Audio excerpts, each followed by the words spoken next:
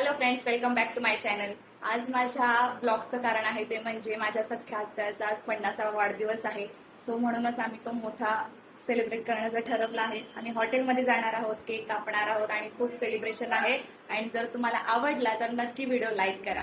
कि तुझसे ही जादू ही जादू जादू ही जादू जादू ही लगे ये जिंदगी कि तुझसे ही जादू ही जादू जादू ही जादू जादू ही लगे ये जिंदगी है जीने की मेरे अब कोई तो वजह तू ही कि तुझसे